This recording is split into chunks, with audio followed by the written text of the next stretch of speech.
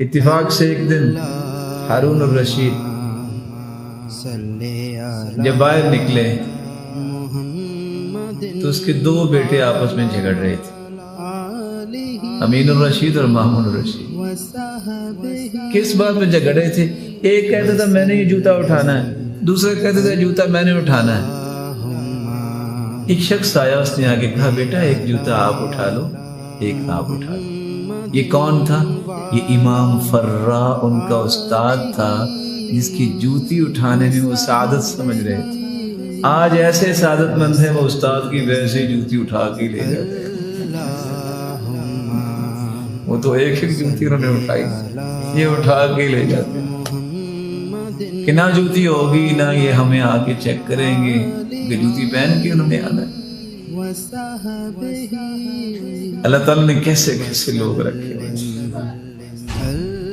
ربیعہ بن کعب بھی پانی لے کے آئے اور وضو کروایا، سرتاج رسول کو بڑی خوشی ہوئی۔ ویسے یہ تین راز آپ کبھی نہ بھولا کریں، ایک ربیعہ بن کعب، ایک عبداللہ بن عباس اور ایک سیدنا ابو ہریرہ، ان کو اور عبداللہ بن مسعود، ان چار کو اللہ کے رسول نے جو دعائیں دی ہیں نا ان کے اثرات نظر آئے۔ یعنی عبداللہ بن عباس رضی اللہ تعالیٰ نے صرف چھوٹا سا کام کیا، جب آپ قضائے حاجت پہ جانا چاہ رہے تھے فوراً جلدی سے ایک لوٹے میں پانی ڈالا اور دروازے کے پیچھے رکھ دیا، سامنے بھی نہ رکھا کہ گر نہ جائے۔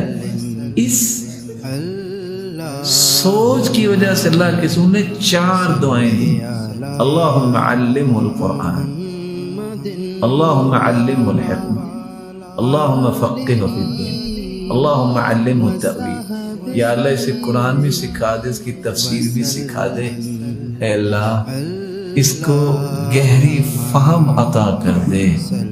اللہ تعالیٰ نے ایسا عالم بنایا، یہ 14 سال کا مفتی، صحابہ بیٹھے ہوتے، فتویٰ عبداللہ بن عباس کا چلتا تھا۔ اور ابو ہریرہ کی شاگردی اللہ کے رسول کو پسند آئی تو آپ سن کے حیران ہو گئے، اللہ کے رسول نے آپشن دیا، ابو ہریرہ دعائیں تم کرو، آمین میں کہتا ہوں۔ کمال نہیں؟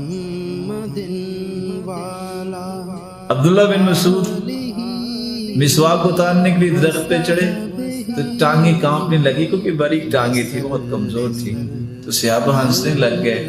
تو آپ نے فرمایا مما تضحکون، کیوں آپ مسکرا رہے ہو؟ صحابہ سے کہا او من دقت ساقی، کیا باریک پنڈلیوں کی وجہ سے؟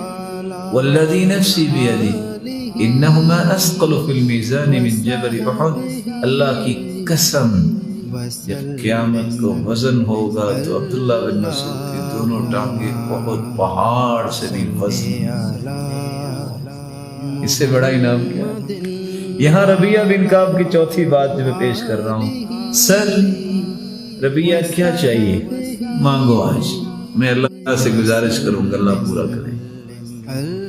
شاگرد ہوں تو ایسے، میں کبھی یہ حدیث پیش کرتے سوچ رہا ہوتا ہوں، اگر آج کل کوئی استاد کہہ دے شاگرد کو بیٹا کیا چاہیے، تو بڑے رجسٹر کا جو ہے وہ کاغذ لے کے آئے گا بھر کے، چھوٹی کاپی تھی، یہ بھی اور یہ بھی، کیا کمال تھے شاگرد۔ کہتے ہیں اسألک مرافقتک فی الجنہ، اللہ کے محبوب یہ نسبت اور قسمت مجھے بڑی پیاری لگ رہی ہے کہ میں آپ کا خادم ہوں، آپ میرے مخدوم ہیں، میں چاہتا ہوں جنت میں بھی ایسے ہی نظر آئے۔ کمال کی تمنا نہیں؟ اور اس سے بڑا کمال اور ہو گیا کہ جب اللہ کے رسول نے فرمایا اب غیر ذالک، کو اور بھی تمنا ہے؟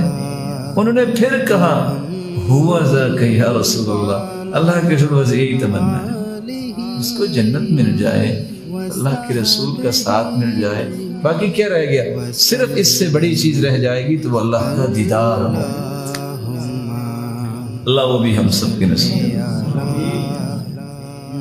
تو اللہ کے رسول صلی اللہ علیہ وسلم نے فرمایا اچھا اس کا مطلب ہے کہ آپ کی تمنا یہی ہے کہ جنت میں میرے ساتھ ہو، اچھا میری ایک بات پہ عمل کر لینا، جنت میں تو میرے ساتھ ہوگے، فَأَعِنِّي عَلَى نَفْسِكَ بِكَثْرَةِ السُّجُودِ، کثرت سے نوافل پڑھنا، جنت میں تم اسی طرح میرے ساتھ ہو۔ وَصَحْبِهِ وَسَلَّمَ۔